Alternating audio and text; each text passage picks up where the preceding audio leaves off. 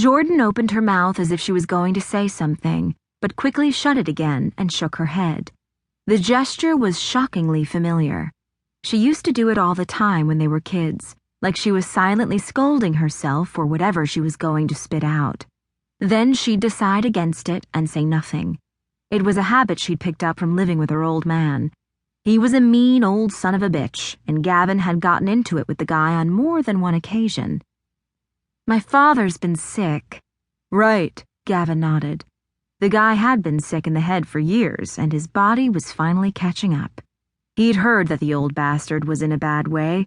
Couldn't happen to a nicer guy. "Maddie told me." She nibbled her lower lip and sucked in her breath, as though debating what to say next.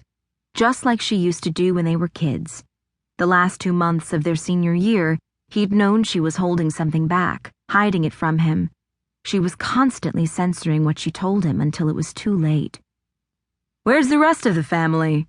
Gavin looked around the parking lot, apprehension crawling up his back.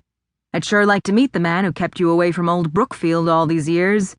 "My daddy's—" "He's in New York," Jordan said quickly. "In the city.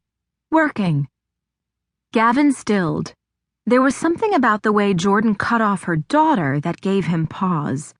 Maybe life with what's-his-face wasn't all it was cracked up to be. Just as well, bumping into Jordan and her daughters was tough enough. But seeing the lucky son of a bitch who married her would be more than he could handle at the moment. He was keeping his cool so far, but meeting Mr. McKenna would probably push Gavin over the edge of cool and into holy crap this sucks territory. "Well, I heard he's quite a guy," Gavin said in an overly polite tone. "Big money man from Wall Street, if I'm not mistaken." Those dark eyes of hers grew stormy. They narrowed, and she met his challenging stare with one of her own. Fury settled over her as her jaw set and her shoulders squared, ready for a fight. In that moment, Gavin saw the feisty girl he'd fallen in love with. The one who got right back on a horse she'd been thrown from, determined to keep going at any cost. Nothing had ever stopped Jordan when she set her mind to something. Her tenacity was one of the qualities he loved most. She was as stubborn as she was beautiful, and obviously nothing had changed. "Yes, quite a guy," she said in a barely audible tone.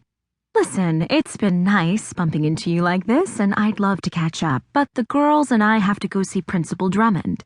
She took the girls by the hands and headed toward the doors of the school. "Excuse me, or we're going to be late." Gavin's gut clenched as he finally realized why Jordan was here at the school with the girls. He gripped his helmet tighter, but remained calm on the surface. Hope, mixed with a healthy amount of fear, glimmered in the back of his mind. "So you're not only here for a visit?" "No." Jordan stopped in the open doorway, and time seemed to stretch on forever. So many unspoken words floated between them that Gavin practically drowned in the swell. "We're home." The three vanished into the brick building. The sun flashed off the glass as the doors clanked shut behind them, and Gavin squinted to block out the light.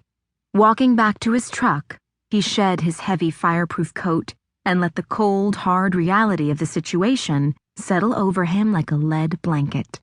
Jordan, her daughters, and by all accounts Jordan's husband, were moving back to town. They would be here every single day, reminding Gavin of what could have been, but wasn't.